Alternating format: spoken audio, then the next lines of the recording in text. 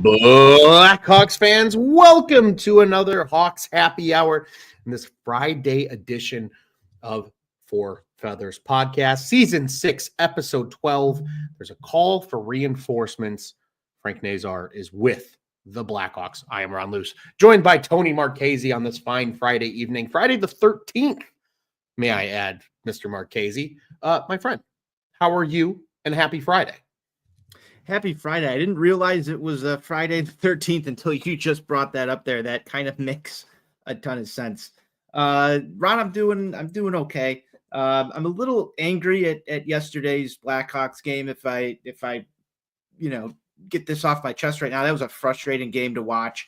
We're going to get to a lot of things, but I'm very happy that you are now able to watch Chicago Blackhawks games.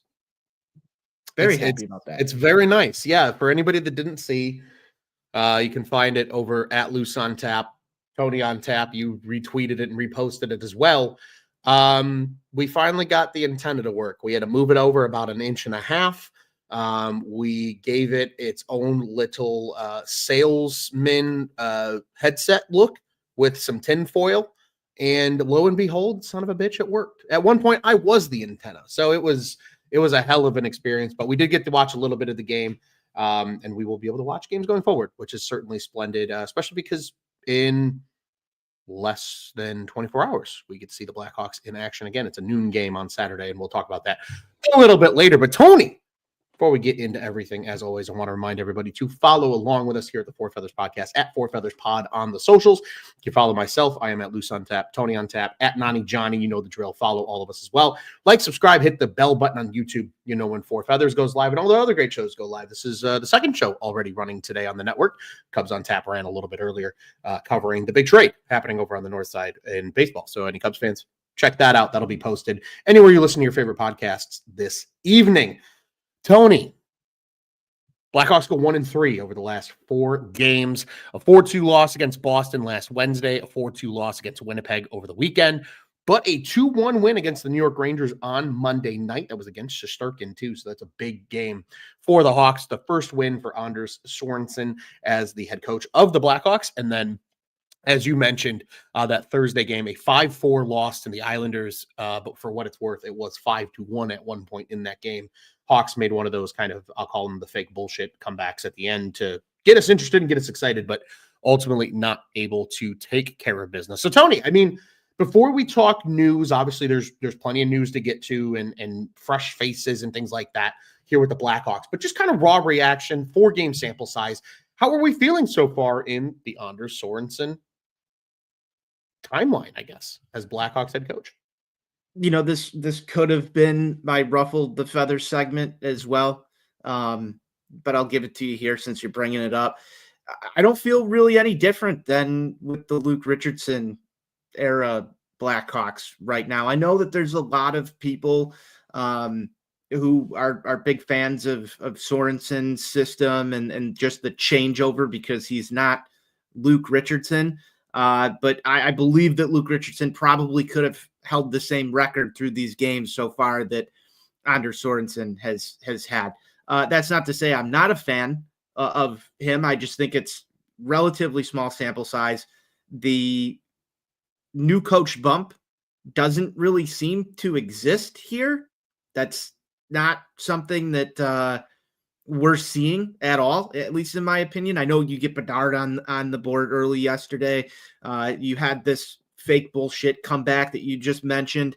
And people want to point to that as part of the new coach bump. I'm not really buying into that as much. It's still the same cast of characters. Well, at least it was up until today. There's a new face we're going to talk about, like you said, but overall, I don't really notice too much of a difference. The forecheck is probably the only thing that I'm seeing work a little bit better than it was before in this system. But other than that, there's still the same problems that this offense has and the same problems that this roster has in general that aren't going to get fixed with a new coach. It's going to take a while. You don't know if he's going to be your head coach come the start of next season. And I think, something that you brought up on the show a long time ago when Luke Richardson came in, when Jeremy Carlton came. They need a training camp with a new coach to really bake in some of those things. The rest of this year is going to be kind of a little bit plug and play. I'm not exactly evaluating anything that Sorensen's going to do unless, you see a huge market improvement. I haven't seen that huge market improvement yet. Sure. So if it comes, but as of right now, I'm not ready to, mark down Sorensen as the coach of this team going forward by any stretch of the imagination, Ron. Definitely. I think you said a couple of good things that I was going to highlight as well. The roster problems still exist. And this Blackhawks team does not have enough offense. Third fewest goals scored in the NHL as of today and before action begins. 72 goals on the season. They have the defensive misfortune right now. No Alec Martinez. We're going to talk about that here in a little bit when we get to some of the roster moves. No Seth Jones as well, which we have been keeping up with over the last few shows. There is a lot of dysfunction, we'll call it, I guess, for lack of a better word. So far, still that's going to exist. But I think at least what we're seeing right now that I think people are encouraged about, and at least with the kind of forethought moving forward, is Bedard looks like he's getting some of that swagger back. And that's something I'll elaborate on a little bit later.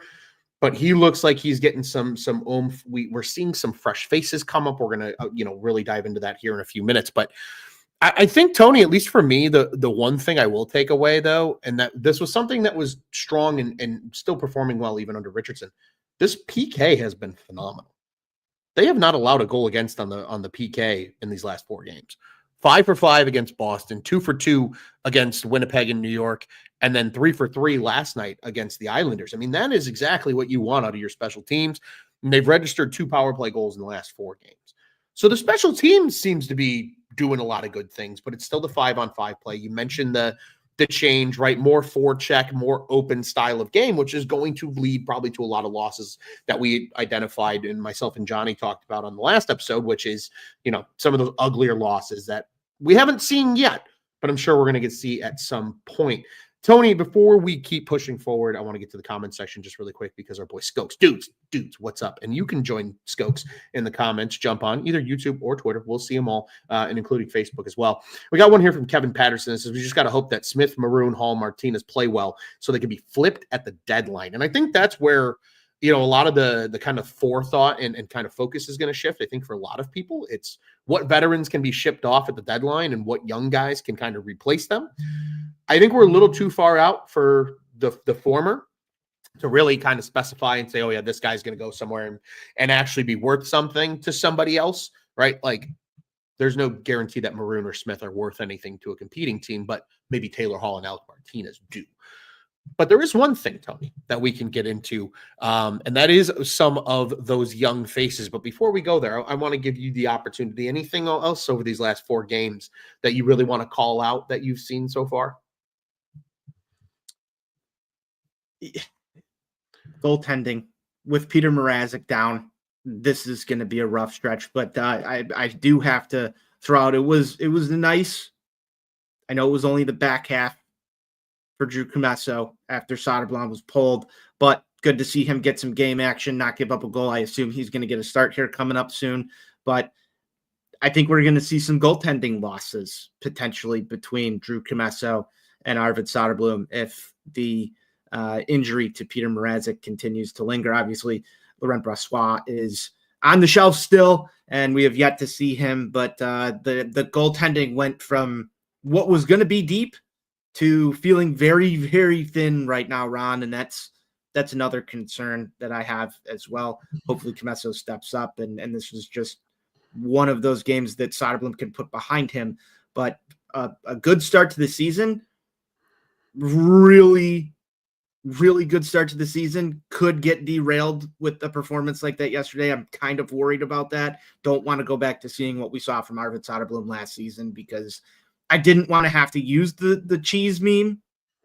on the timeline, and we got pretty damn close there yesterday, Ron. That's my other takeaway from this.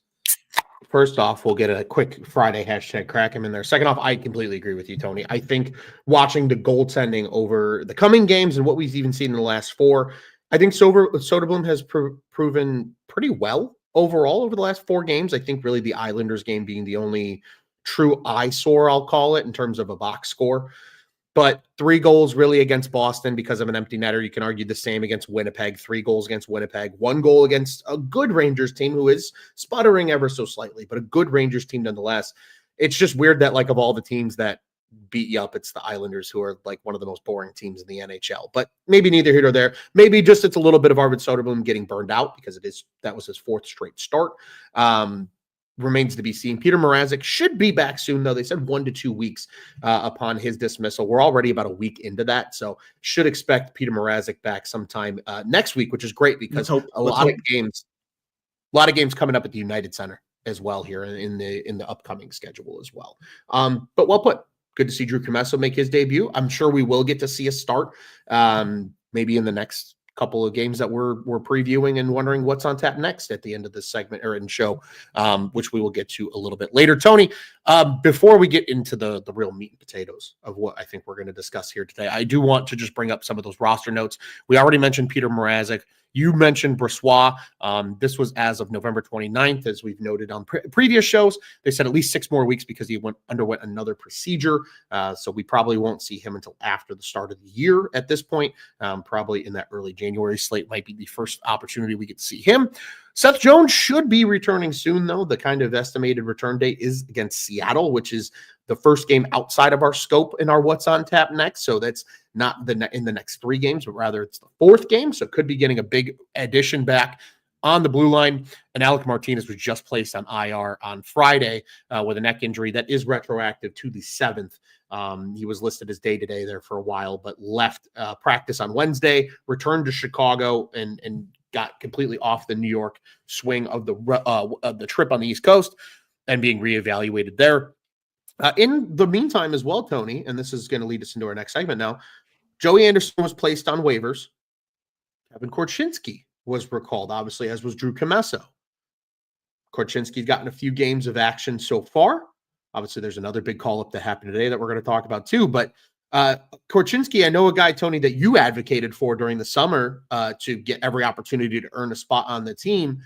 He's getting an opportunity now because of some injuries, and I think we kind of knew that we would see him at least a little bit this year because of injury, inevitably.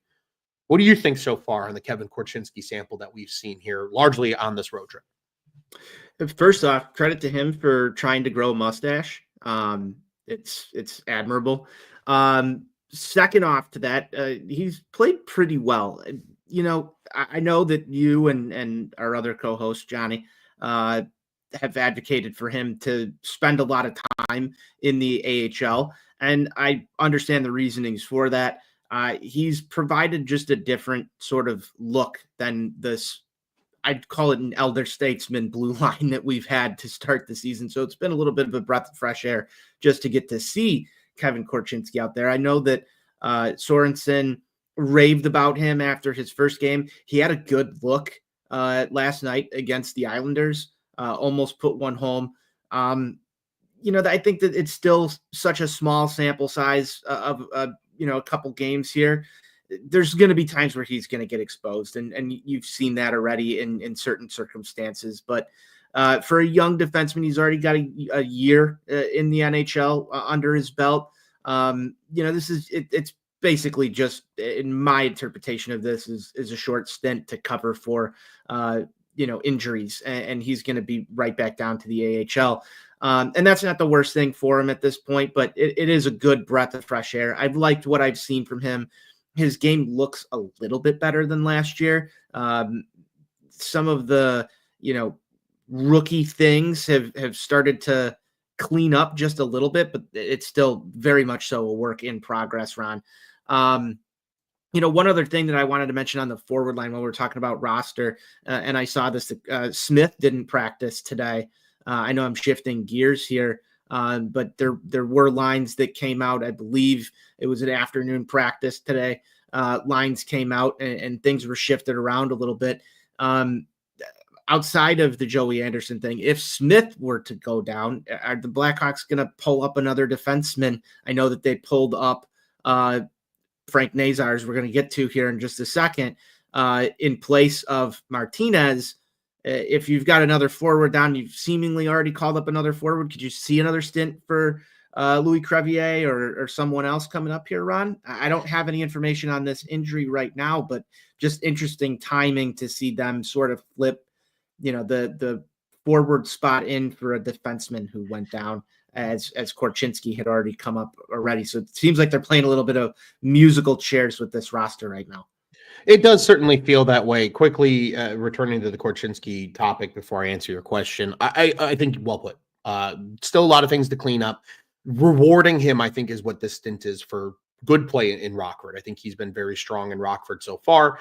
I think there's nothing better for him than to go back to Rockford and continue playing those big minutes and playing a lot with guys like Artem Levshinov, who has shown a lot of moments of brilliance down at the Rockford level as well. So really excited for his continued development. Again, defensemen just naturally take longer to develop, unfortunately, than a lot of forwards do at the NHL level. But agree, I think there's been things that have been cleaned up, which is good, right? You're seeing that progression forward into becoming an everyday NHL player. And I think that's what the big key is for Kaczynski so far. In regards to what you said regarding Smith and the injury, I think it's very possible that we could see another defenseman come up, perhaps a Louis Crevier, perhaps an Isaac Phillips, somebody of that nature.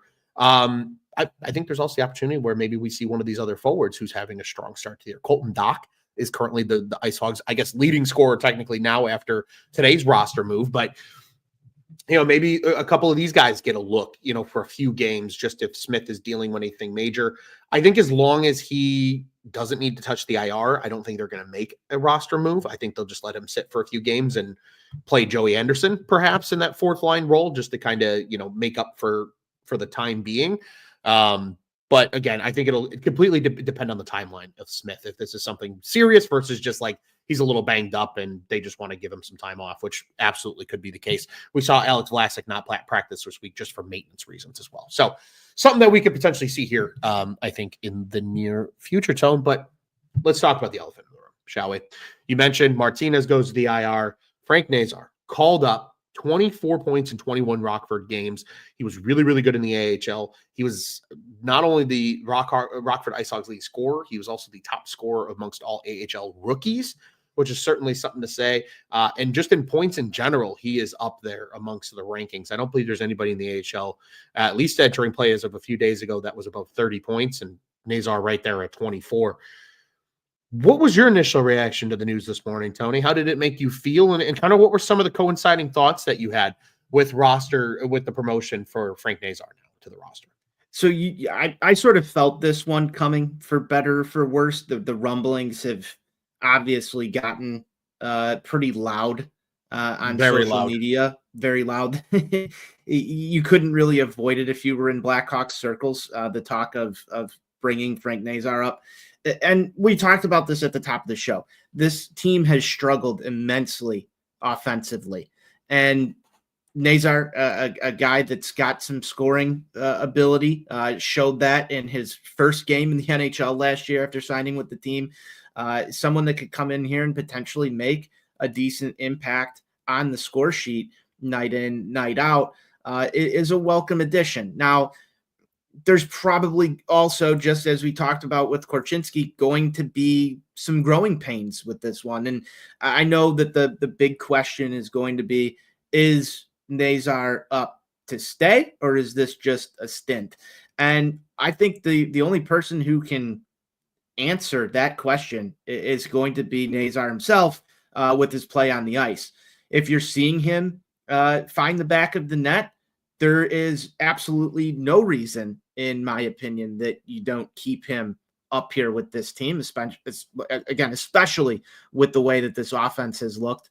It'll be interesting to see if he starts working in on the power play. I would assume that he does, maybe on the second unit to start, Ron. I didn't see the power play lines, but at some point this year, you're going to need to see some of the youth movement. I believe we just had a comment come in about that.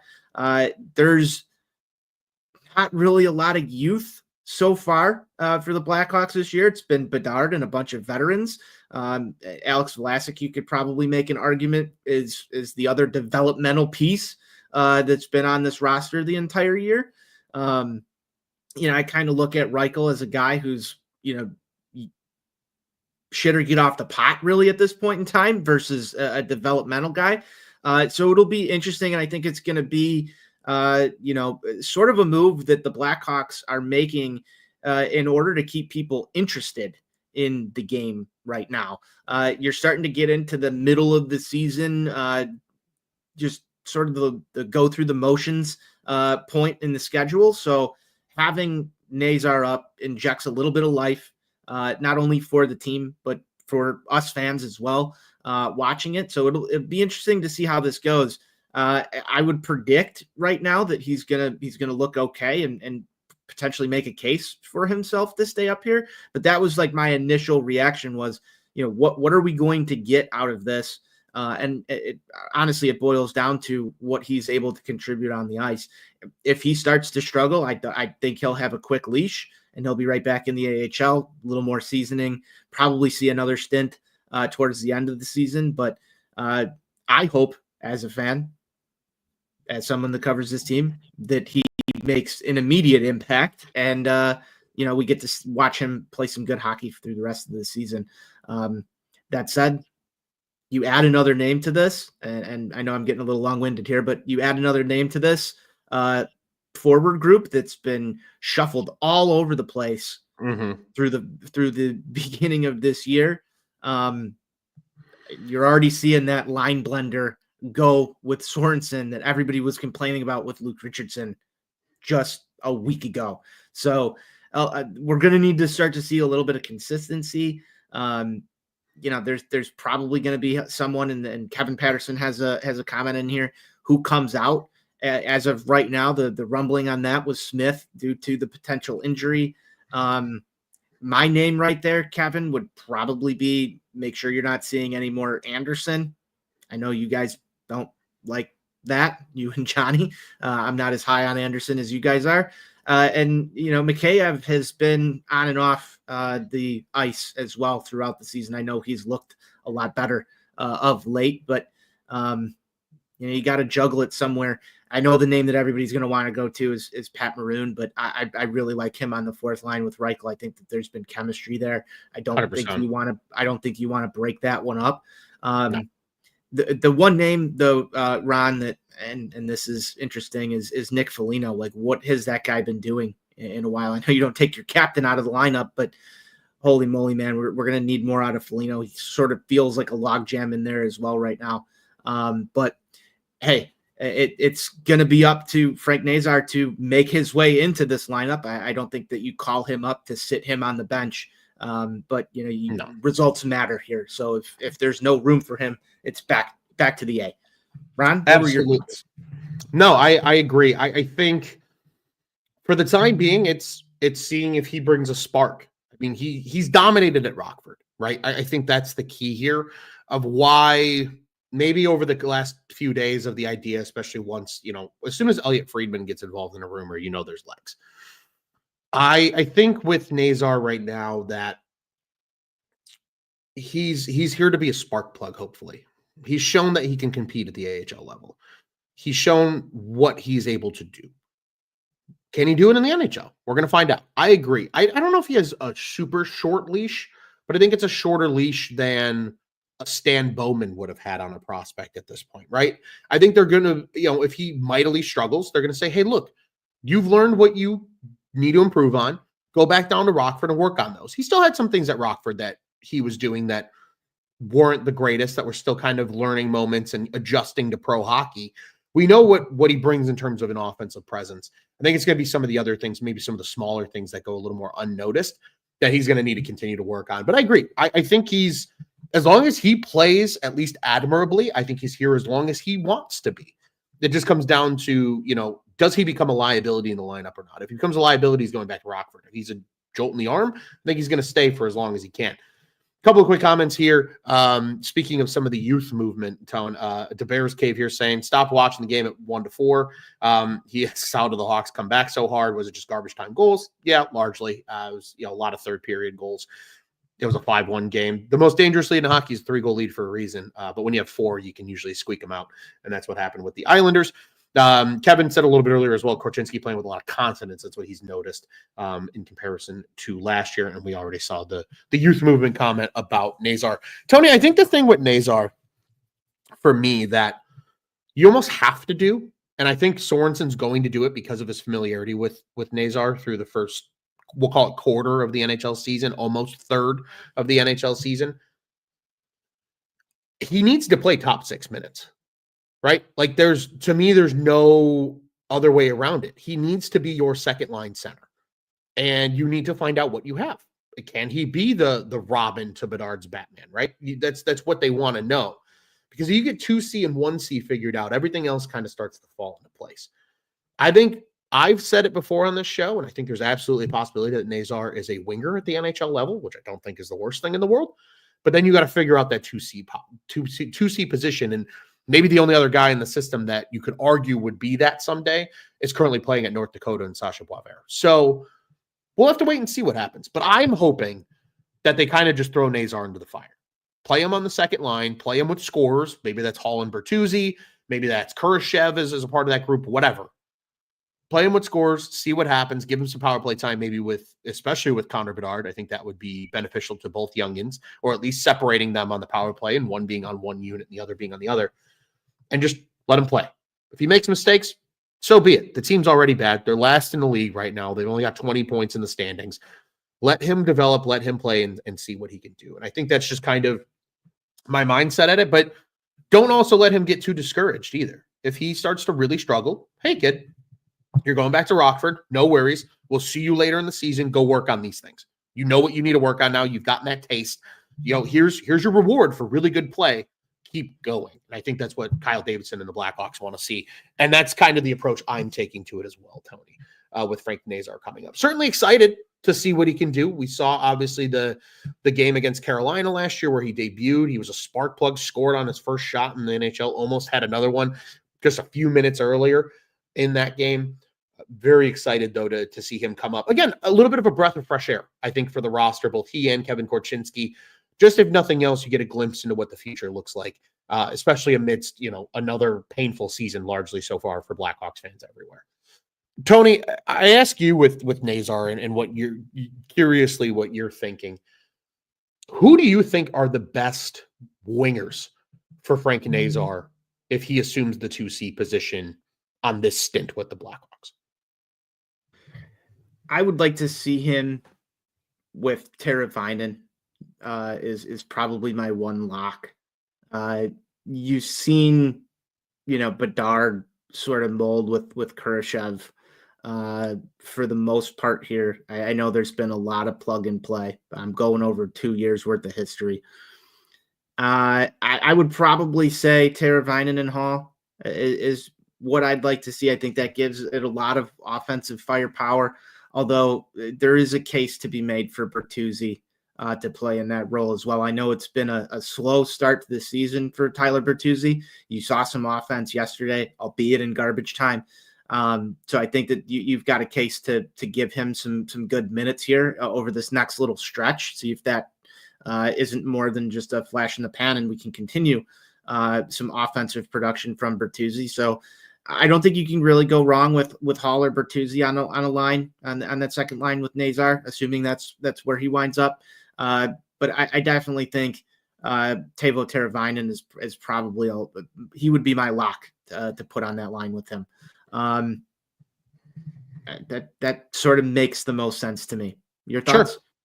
No, I think Teuvo is a good player to put up with Nazar because he's going to know where to be, especially if Nazar at times is out of position. Teuvo is certainly a player that can cover him defensively, as we've seen. I like Hall there. The reason I will make the argument for maybe Bertuzzi over Teuvo, or even Bertuzzi over Hall potentially, is he's going to go deep into the corners. Not that I think Nazar's afraid to go into the corners. I don't think he is. He's shown that he can score in and around the net. I think it's more so just you're not asking the young kid to be the guy that needs to spearhead the effort in the corners on dump and chase situations, right? That can be a Tyler Bertuzzi who kind of spearheads that movement and then allows Nazar to maybe be a little bit more of a playmaker. And then whether it's Hall or Teuvo on that line, those guys can also lean more into their playmaking prowess than. So, yeah, totally agree with you. Did you see what the lines were in practice today? I did not. Please share them. Kurashev, Bedard, Donato, I like that line. Paul, Nazar, and Bertuzzi. Okay. Foligno, Dickinson, Mikheyev on the third line. Tavo on the fourth line. Maroon, Reichel, and Tavo is down on the fourth line. Is Tavo? So I don't know how you. Are we asking the wrong questions right now? We might be, but that I thought this immediately. I'm like, why is Tavo Teravainen down on the fourth line? And then I started to think to myself, Ron, and maybe I'm way off base here. I kind of like the thought of Tavo Teravainen playing with Lucas Reichel right now. Because this wasn't a bad line, and it wasn't being treated like a fourth line. In terms of the Blackhawks offense, it wasn't being treated as your traditional fourth line. They were generating offensive scoring chances. Smith was getting a lot of those chances and was the benefactor of a couple of really good plays that have, I think he's got two games with multiple goals so far this season. Yeah. Tavo Teravainen can slip right in there and potentially be the benefactor of that same style of play. He's defensively responsible, as you just said, and maybe that covers up for a little bit of the fact that if Smith is going to be missing, you're just adding more talent to that line. I don't think it's the worst thing in the world. However, I do like the thought of maybe flipping Bertuzzi down there as well.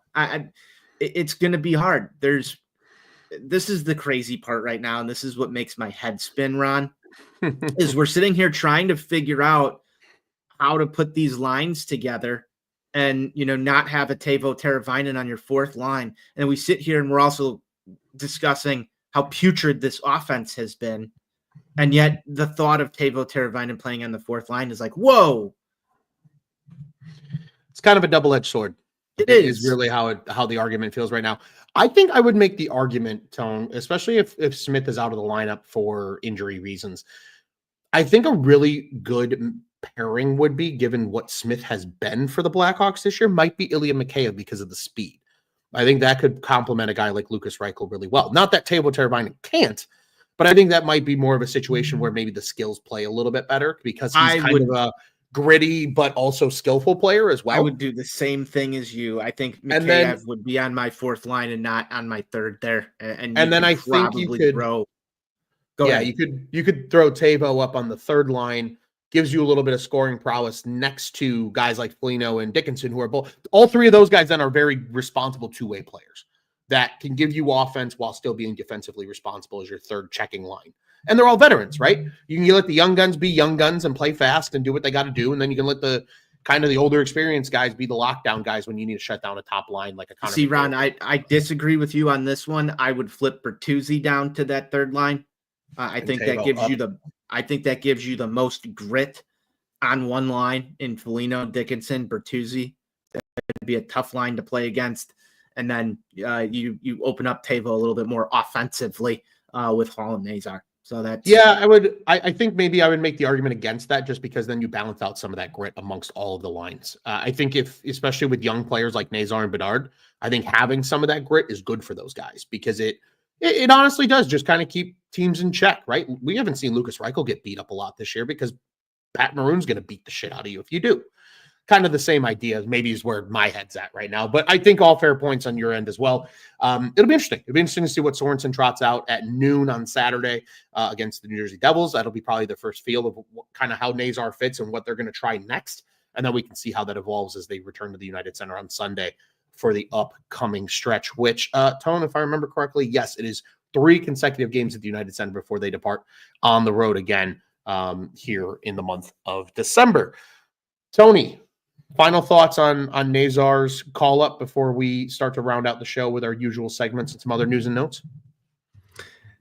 Hey, it's up to him. Like I said, up to him to make a statement, make a splash, and put pucks in the back of the net if he wants to stay up in the NHL. Happy to see some of the youth movement starting here with the Blackhawks. It makes me a little excited, Ron. Honestly, it makes me a little bit excited. I know that there's a long way to go, but starting to see the fruits of the labor of all of the losing and the draft picks start to make their way to the United Center is a good feeling. There's many more to come before we can start calling this a competitive roster, and there's going to be a lot of development that takes place at the NHL level as well. So it's a long road, but this is maybe the second step after Connor Bedard, you can sort of argue. Maybe the third if you include Vlasic in that picture as well. So Sure. another step forward in the Blackhawks rebuild is a good note for us to sort of open up a new chapter here. Agreed. I think it at least now gives people something to watch. That's not just Connor Bedard. Not saying that that's a bad thing, right? We always talked about tune into Patrick Kane and Jonathan Taves, even when the Hawks were bad, because they were phenomenal players and fun to watch. I think Bedard absolutely falls into that now. But I think for the fan that's like, well, Bedard needs help, and there needs to be other guys on this roster that are going to come along and be franchise cornerstones. That's why the excitement's there right now with a guy like Frank Nazar coming up, because there's a very good chance that he becomes a franchise cornerstone in the future. And I think they need him to become one in order for I think they want him to become one, become a competitive roster. They want him to become one. And the timing of this is very interesting because you do have the biggest game on the calendar coming up in just about 2 weeks, which will be the Winter Classic, which is crazy. That's only 2 weeks away, Ron. I can't wait. I know. Where did time go? But I think he will be there. He will be part of that Winter Classic roster. And I think that that's something good for the fans at least. And you never know. He could put one home in his first outdoor NHL game. That would be a good sight to see. It would be. It'd be electric to hear beautiful Wrigley Field get all excited about the Blackhawks. I know you're. I wouldn't go so far as to call that place beautiful, but. Well, we can agree to disagree because we root for different baseball teams in the city. But Tony, as we move forward, speaking of things that don't change, just like our favorite baseball teams in our intercity, intrigue, for lack of a better term, of what we think. CHSN, no new updates. You either go watch it with an antenna or buy the app, or if you already there is an update there. There is an update there. Is there? There was a lot of rumblings this week. Rumblings that were nothing more than rumblings. They are still rumblings. And they were interesting. This is something. Rumblings. They are interesting rumblings. But this, you called this one out at one point. I don't know if it was on these airwaves or we were just talking. Oh, I think I've said it on these airwaves at least once. Yeah, why don't you recap that? I've said before that if I was the Blackhawks, I would get out of the mess that is CHSN, and I would be calling Marquee Sports Network and asking how we get onto their platform. And bada bing, bada boom. Rumblings come out this week that CHSN and Marquee have discussed a merger. Jeff Agrest came out immediately and kind of shot that down. Maybe there was something with legs and he's trying to protect the source by downplaying it. Maybe that's my little tinfoil hat take for the night, but certainly an interesting rumbling that it was even kicked around in the media, for lack of a better term. I mean, it would be incredible, I think, for all involved. I think you would strengthen the value of Marquee for the Cubs, which is a win for them. It would probably be a little weird seeing both baseball teams on something that's called the Marquee Sports Network, but at the end of the day, they would adopt the CHSN name potentially. Potentially, they absolutely could, and or do a whole new name altogether. Good. So it would be interesting to see. Definitely something worth monitoring. Again, speculation. But yeah, completely speculatory, of course. So we'll have to wait and see what happens there. Another news and note update: Four Nations Face-Off. That is coming up this year in place of the All-Star Game. It is Sweden, Finland, Canada, and the United States playing in that. Only one Blackhawk will be representing their country. It is Teuvo Teravainen. He will be playing for Team Finland. Outside of that, no Connor Bedard on Team Canada, no Alex Vlasic on Team USA, or Seth Jones for that matter. Pardon me. We'll get to that here in a second of what I think, but no new updates there. Just Teuvo Teravainen representing the Blackhawks in the Four Nations Face-Off. Tony, it's time to ruffle some feathers. Do you have a ruffle some feathers for us today? You know, I sort of gave mine already with the take on Sorensen at the top of the show. I'll just reiterate it again. I don't at this point see this roster being any different outside of the addition of Frank Nazar here. He might be the one that can make a little bit of an impact, but just because we had a coaching change, I really don't see the new coach bump, I guess, the way that some others are. That may ruffle some feathers, but Ron, I already went down this path, so I think it's your turn here. Yeah, I'm gonna ruffle some feathers, but probably in a lighter way than most. I've got two. One's more of an honorable mention that I think will ruffle more feathers than the other one will. We'll start with that one. I think Alex Vlasic is making a hell of a case to be a part of Team USA in the Four Nations face-off. He's a half a point per player game as a defenseman. A guy that Blackhawks fans were told has no offensive upside. He's a stay-at-home defenseman, and yet he's turning into a well-rounded two-way player at a very young age. Kyle Davidson looking like a genius for that contract he gave him at $4.6 million per year for the next 6 years. He's turning into a franchise cornerstone. He's playing like a number one defenseman in the absence of Seth Jones right now. He's really commanding the blue line. He's big. That reach is undeniable. He's starting to show his offensive prowess. I think he's a guy that if the Four Nations face-off comes back around in the coming years, Tony, could be a guy that really makes a case for Team USA as soon as next season. So really like what we've seen out of Alex Vlasic. I think a guy that's painfully flown under the radar just because of the struggles of this Blackhawks team. I think he's absolutely got a case to be on Team USA. I like it. Yeah. I like it. The other one that's ruffling any feathers. I don't know if it's ruffling any feathers either, but this one might ruffle some more feathers, and that is Frank Nazar is probably not going to dominate right away. So have patience. That's my kind of message to Blackhawks fans. Take it with a grain of salt. As long as he looks like he belongs, that's a good start. And then the goals and the points will follow, I think, from there. I don't expect him to come out and first shot of the season score again. If he does like he did again a season ago, that would be incredible. I just don't expect it to happen. They have a lot of good teams they play coming up too. We're going to have to wait and see how that, kind of fits into the mold. But I think him being up for this upcoming stretch to get his toes wet, only one game of the next 4 for the Blackhawks is on the road. That UC home cooking, I think, will be good for a player like Nazar. But don't get your hopes up right away. He's not going to come out and pot, 6 points in 4 games. And if he does, I'll happily eat my own words and look like an asshole. But I fully expect him not to dominate right away. So people need to have some patience. Tony, on a more lighter note, some stick taps. Do you want to deliver any stick taps? Stick taps to Drew Commesso. First NHL game. I know it wasn't a start, but didn't give up a goal. Looked solid. It's got to be a great way to start your career. Again, as I said earlier, I expect him to get a start, but busting out number 33, getting in the net for the Blackhawks. It's nice to see a new face in net.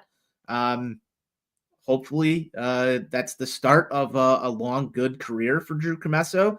I know it hasn't been the greatest of seasons for him so far, but he's been a prospect that I've been waiting for to get to the NHL for quite some time now, Ron. I think I was calling for him maybe like 2 years ago, it felt like. So finally, getting to see Drew Commesso in net was awesome. I know the circumstances weren't what anybody wants to come into, but I'm glad that he got his first NHL action last night. And, like I said, stick taps to Drew Commesso. Welcome to the show, kid.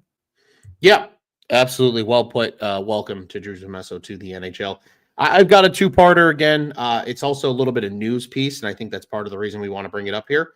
Pat Foley will be on the microphone for the Winter Classic. How awesome is that?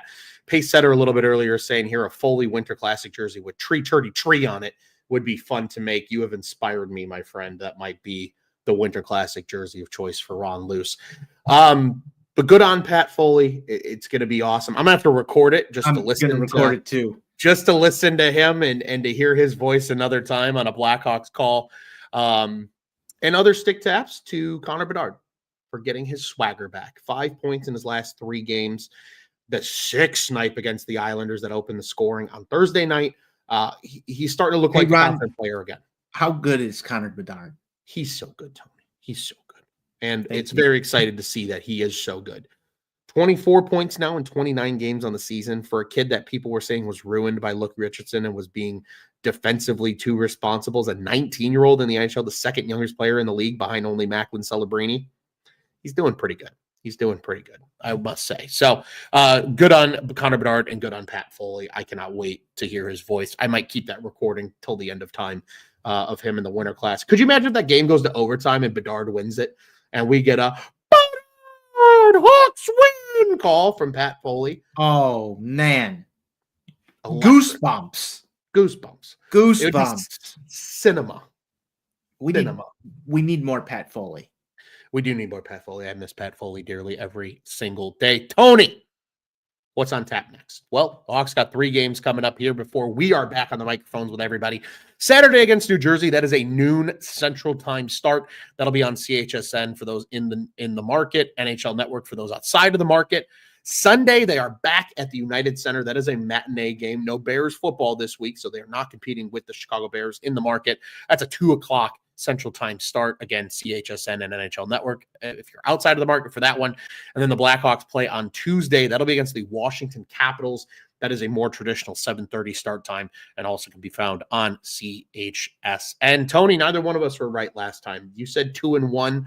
I said 0-3. They go 1-3. You can make the argument that maybe I was closer. That's neither here nor there. Neither one of us get a point. It's not exact. So you and Johnny still tied amongst the top 4 Feathers prediction tracker with 3 apiece. I have 2, so I need to get my ass going here. In these next 3 games, Tony, what is the Blackhawks record before we're back on the microphones? I know they're going to get one of these, and I wouldn't be surprised if it's Sunday against the New York Islanders. I'm going to go 1-2. I think I have to go 1-2. New Jersey and Washington are going to be tough. I'd like to see them go 2-1. I'm really close to a 2-1 pick, but I have to go 1-2 here. Just looking at the reality of the situation and knowing that Soderblom did not look good last night. There's no Peter Mrazek to bail you out. Drew Comesso's untested. 1-2. 1-2 is my pick. I am how am I going to put this? Pace Setter says here without Mrazek things could get rough. He'll be back soon. I don't think this is going to be too bad. Tony, I'm going to be boring. I'm going to tail you on this one. I agree. I think 1-2 is the way. I think they pull out a win in one of these games, and I'm not totally sure where. I think it's one of the 2 home games at the United Center over being in New Jersey against the Devils for an early start. But that's neither here nor there. 1-2. I need to make up some points, so I'm going to be logical here, and I might at least be able to tie Johnny, even if you and I are both ultimately correct here. With a 1-2 prediction. We will be back, or at least the game plan is to be back on Wednesday of next week. At that point, Seattle will be on the schedule on Thursday, and then it'll be Calgary on Saturday, another afternoon game. That'll be a 3:00 start time in the Chicagoland market, and then a 7:00 Monday night game against the Wild before a big gap. And then it's in Buffalo, back home to the United Center for the Stars. And then it's the Winter Classic at Wrigley Field on New Year's Eve. That's a 4:00 start time. Tony and I will be in attendance for that. Can't wait for all the content that comes from that day and just the experience that's going to be. But we will be back with you to talk plenty more about it before then. At this point, again, encouraging everybody to follow On Tap Sportsnet and at On Tap Sportsnet on the socials. Like, subscribe, hit the like or the bell button on the YouTube page, and you'll know when everything goes live. Pace Setter says Bedard and Nazar getting points is all he cares about at the moment, or they care about at the moment. I tend to agree. And Tony, I also tend to agree that people need to check out what's on tap in Chicago sports over at OnTapSportsNet. My friend, it's always a pleasure. Hawks Happy Hour on this Friday. Season 6, Episode 12, Call for Reinforcements. Nazar is with the Blackhawks. We expect him to be in the game on Saturday, and we will see you guys sometime next week to talk all about it. Tony, what do you say, my friend? We get out of here? Let's go Hawks.